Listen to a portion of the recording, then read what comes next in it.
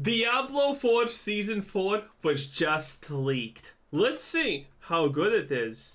So apparently Diablo 4 Season 4 has been data mined. We got people like Riker talking about it in his videos. I went to the subreddit and there is multiple posts all talking about how Season 4 theme speculation here has been out. There's 1, 2, 3 different posts, and these were within 2 days. So apparently your boy missed this data mine because I was doing my subathon and got my head out of the news for 151 hours straight. But if you pull open the original source and where this actually stems from, and the people that have the OG information here would be Wowhead. So I will put a link to their article down below. You can watch it there. And I'm not going to go into the lore and all that about Iron Wolves. I actually would recommend Riker's video if you want to know. Iron Wolves are from where? Diablo 3?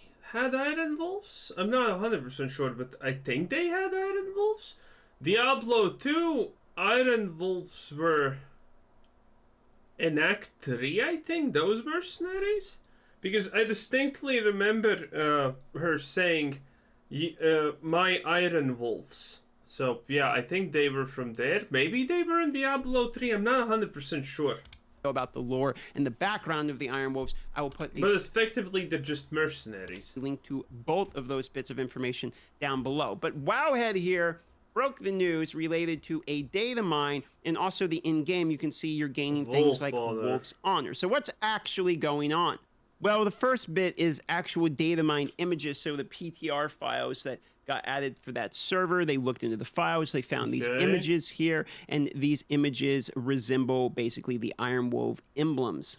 Then we have the mark of seasonal content with 2 wolves here, sort of an Iron Wolves mark that will be used for the... So currently it just seems a generic, hey, here's an Iron Wolf activity marked on the map, go do Iron Wolf activity that's marked on the map.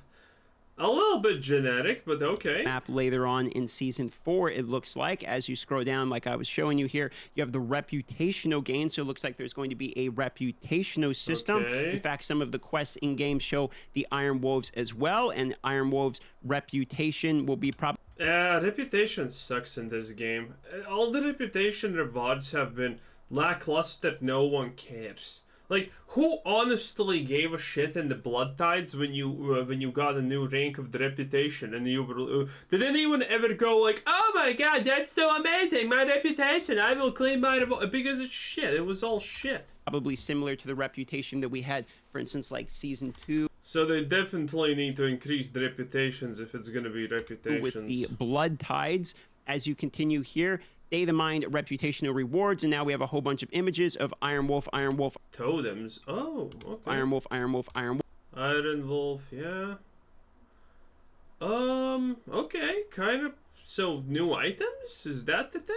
Well, so, seems pretty clear, if you look at this, Season 4 theme is going to be the season of the Iron Wolf. There is a significant amount. In fact, if we look at some of the other stuff that they've data mined here, look at all of these gains. These are all items that you actually end up gaining from different quests, seasonal reputations, etc.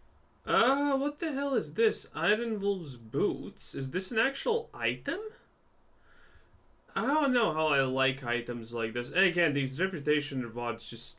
They're not fun in my opinion. They're like kind of there, but who honestly cares?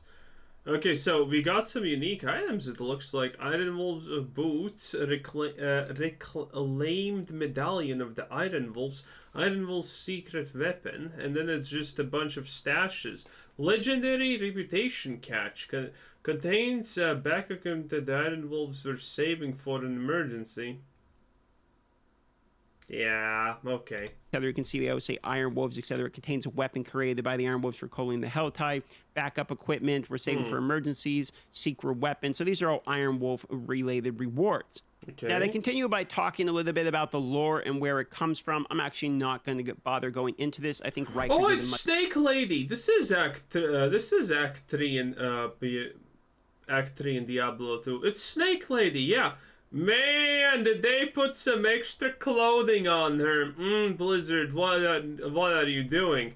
Man, she did not even have nearly that much clothing on her. You absolute degenerates. How dare you? Sexy Snake Lady was one of the best. Not going to bother going into this. I think Riker did a much better job in his video. So I would recommend, if you're interested in the war, go watch Riker's video about the lore itself related to who the Iron Wolves are, where they came from, where they've first been seen.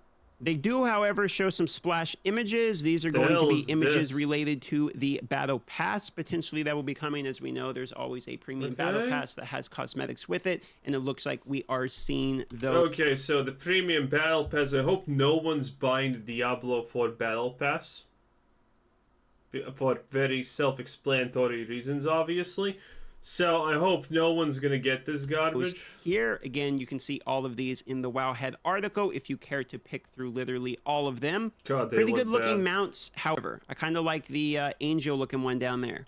Now, with Season 4 being so heavily about the itemization rework, the pit coming, the new bosses coming, etc., I doubt we see too much more in related to additional bonus things that will be coming outside of what we have data mined here or we're seeing within the PTR. I would expect something related to the Hell Tides or the other activities we already have in the PTR. Reputation system makes perfect sense. It's probably something easy they can tack into the game, give you rewards related to it, add a theme onto it, but it's the stuff we're already testing. Makes sense. In addition, however, to the reputational system, it looks like we'll be getting, as well as the Season 4 changes we've already covered on this channel, we are getting additional uniques. So you can see some of the generalized uniques that will be here. Barbarian. Okay, wait. While at full life, your skills unleash Divine Barrage, dealing 98 damage. That's not a lot. Casting a skill has a chance to cast non-mobility, non-ultimate skills that is currently on cooldown. This effect can only occur... why limit it so much? That's so dumb. That is so dumb. Well, I guess it's just how it is. That will be here. Barbarian unique. Ancients you summon. I think we have seen that one before, right? Ancients you summon are empowered. Wow. Korlik creates an earthquake. Wow. Barbarian unique. After casting double swing 4 times, your next double swing will hit 2 additional times, each dealing. Wow, that's so cool. Yeah, this is kind of lackluster. Drew. Casting a landslide causes tectonic spikes to continue to deal damage over. Okay. With new uniques, necromancer. We've seen this one. Blight is OP, boys. Blood Surge consumes corpse to cause a mini nose dealing 2 bit. Wait, no, it's a glove item. Oh! I previously thought that this is gonna be another amulet item. Oh no. That's so good. You know why? You know why? Because this means that you can have minions that cast a mini Blood Nova, and now corpses will cast a mini Blood Nova. Because the reality is, Blood Necromancer had absolutely no use for corpses on average, so this is kind of big. Answer new uniques, Rogue new uniques, Sorcerer new unique. Good. Okay, we know this. And all of these actually seem like they're somewhat enjoyable ones. Casting a firebolt through your fireball causes it to split into 4. Wow. What? Yeah, I know. So exciting, I know. Fundamentally change the mechanic of abilities. For most of the things I've been seeing from my own testing as well as other people's videos, etc., it definitely does seem like the power creep. The frozen orb shit is, by the way, completely busted. Is happening in this season. I would expect you to feel much stronger going into Season 4. It's starting to look like the... Well, yeah, it makes sense that you're going to be much stronger, considering every affix can just be summarized as in more life or more damage. And when it's not directly more life or more damage, it's cooldown reduction, which is effectively the same as damage, or it's damage reduction, which is effectively effective HP, aka just basically life. So, you know, that's going to be pretty interesting. Amount of builds that will be popping off is significantly higher than previous seasons, which for me, I'm looking forward to. We're already seeing with some of these new uniques, like hilarious things. Like you've probably seen Rob's videos of the tornadoes literally everywhere, or Rax's video showing the frozen orbs, etc. So these uniques are already looking pretty fun. And I think that's sort of the keyword fun all the Diablo 4 really has to do is have a good couple weeks of fun at the start of each one of the season launches. I want to bring up a point here. I'm very consistently seeing people that are just like picking a side, like it's a political campaign or a religion or something, where it's either Diablo 4 is only good and it's just everyone else is a hater and all criticism isn't fair and the game is great and it's the So true. best ARPG, or there's the people that are like Diablo 4 is absolute hogwash, like Blizzard North is no longer there, give up on the game, stop. I mean, the fact that Blizzard North is no longer there is not even is not even an argument. That's just true. Talking about the game, let it die, it's complete garbage, and no matter what, you're not allowed to like look at the patch and be like, well, I think it's gonna die after season 4 because I've seen that Diablo 3 sold well. Yes, it sold well, but it was objectively the worst Diablo ever, and now Diablo 4 is basically completely going into the tracks laid by Diablo 3. The itemization is literally already Diablo 3, which is horrible because Diablo 3's itemization was the worst. The reliance on stacking 50 trillion reduced damage effects for you to survive is also complete gunk and garbage.